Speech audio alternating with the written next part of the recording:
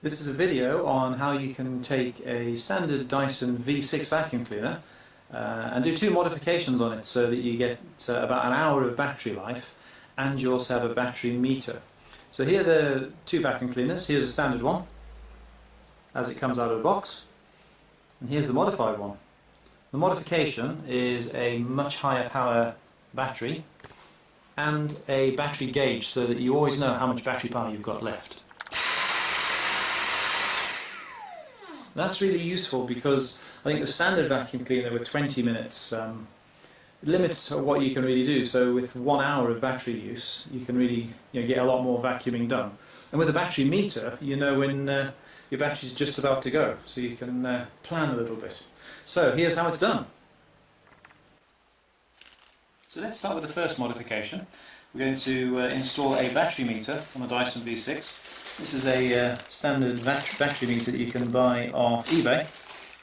It's a very simple little device, and you can program it for most batteries. So it's a little screen like that, and on the back you can see where you can connect it, and it's got a little button there that you can use to program it. So that's the battery meter. And what we need to do is just get the back off this motor. A lot of people have been struggling with this, so you just use a simple puller tool like this plastic one that is also available on eBay. And you insert the puller tool just here. And you'll see how quickly this will work if I get it right. So the tool's in, and then we just rotate the tool around the back of the vacuum cleaner while keeping a little bit of pressure on. There you go, and that releases the back cover. So now you can see the control circuit for the vacuum cleaner, and you can see a red and black wire that go to the battery, and there's the red and black wire that come with your battery meter. You simply connect the wires red to red, black to black, and if you look in the back of the housing, you've got some foam. So what you do is just remove the foam temporarily and feed the wire. So you can just glue that on the back of there.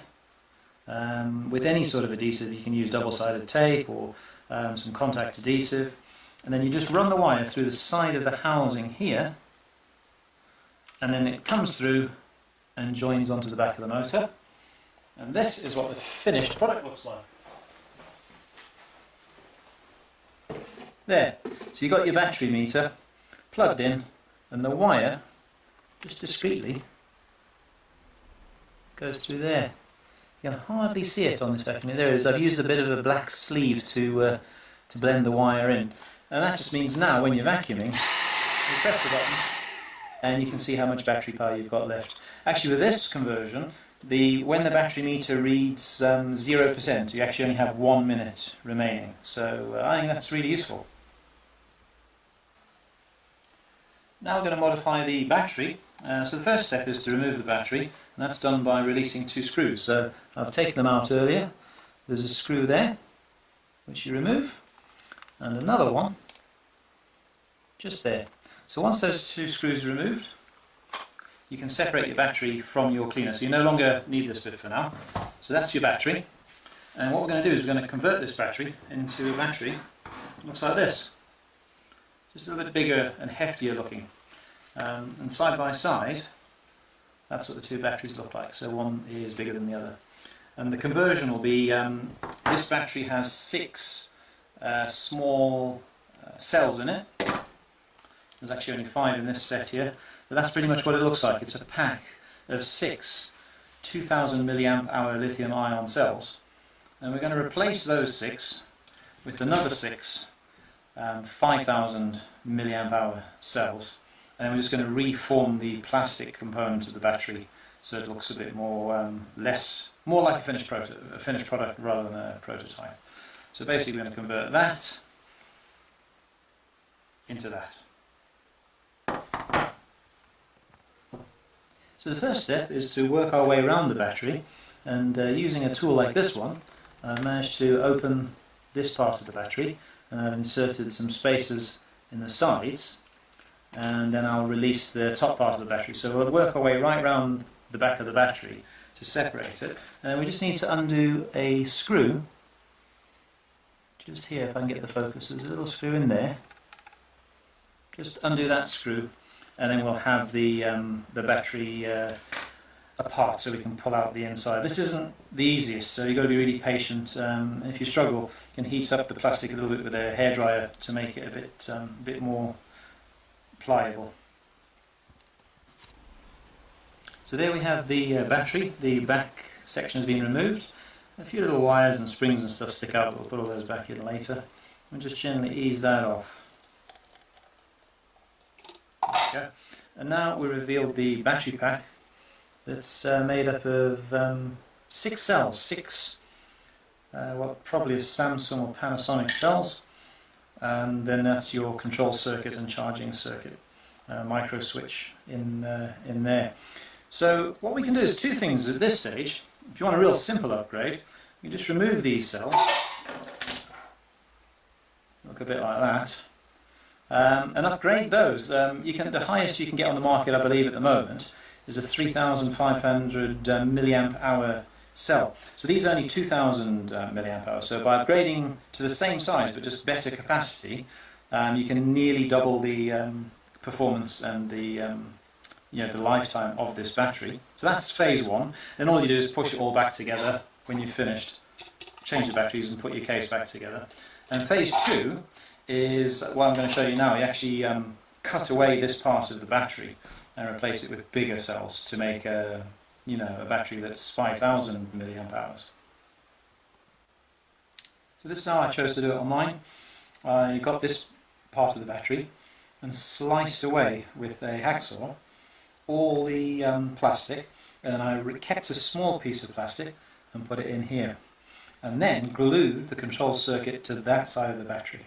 So you can see it's actually on the plastic bit. So the original battery, the control circuit, is actually stuck to the cells. And this battery, I've actually glued it to the top of this plastic. Then I've formed my new cell pack with the 5,000 milliamp hour cells. So these are much bigger. If you look, size comparison, they're a lot bigger than those. And then that just rests in there, and I've soldered my wires. So it's more of an intermediate project doing the battery. I think the gauge is easy. Well, this is a bit more involved, but basically, long and the short of it, you can get 6 cells lined up this way around in the footprint of this modified battery frame. And to finish it off, what we do is use a little bit of, what I chose, use a little bit of this fake carbon vinyl, and you just cut a piece and mould it around this battery pack to hold it all in place. And I think it looks pretty cool. Right, so here goes. I'll mould the thing around and then we'll see what it looks like. So there we have a piece of vinyl fake carbon fibre. I've cut that roughly the right size. I've put end caps on my battery made of vinyl carbon fibre. What we're going to do is seal that around the battery to finish it off, and then we'll have a nice tidy, hopefully, tidy job. So now we've wrapped the fake carbon fibre around the cells to hold them in. You can see they're all nicely held in. Just need to now trim with a Stanley knife around the battery to finish it off. There, job's finished. So I've got a nice semicircle here, and that's my finished battery, which I think looks cool in carbon fibre. It looks all turbocharged compared to the standard one.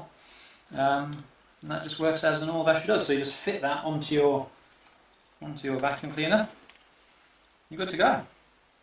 Well, I hope that's been a useful video for you out there that want to upgrade your Dyson V6. I think it's a great product, a great vacuum cleaner. But obviously, like any product, it's a compromise of cost versus performance. So if you've got the spare money to upgrade your batteries, put a battery meter on it, it'll increase the cost, but I think it's worth it. It just makes it into something a little bit more usable. So the easy modification is adding the battery meter. Costs about £3 off eBay. Nice, safe modification. And the more intermediate modification is changing the batteries. So we've upgraded from a 2,000 milliamp hour to a 5,000 milliamp hour lithium-ion battery. The hazards associated with these are basically that they can catch fire. So just make sure before taking this one on you're happy soldering lithium batteries. If you get it wrong and short them out, they'll catch fire. So that's probably the only word of warning on this modification. But now I think it's a great product, and now all I need to do is finish the vacuuming.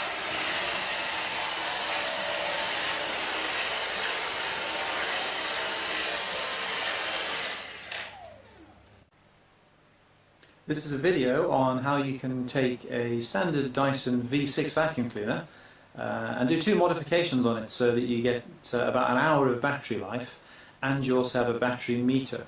So here are the two vacuum cleaners. Here's a standard one as it comes out of the box, and here's the modified one. The modification is a much higher power battery and a battery gauge so that you always know how much battery power you've got left.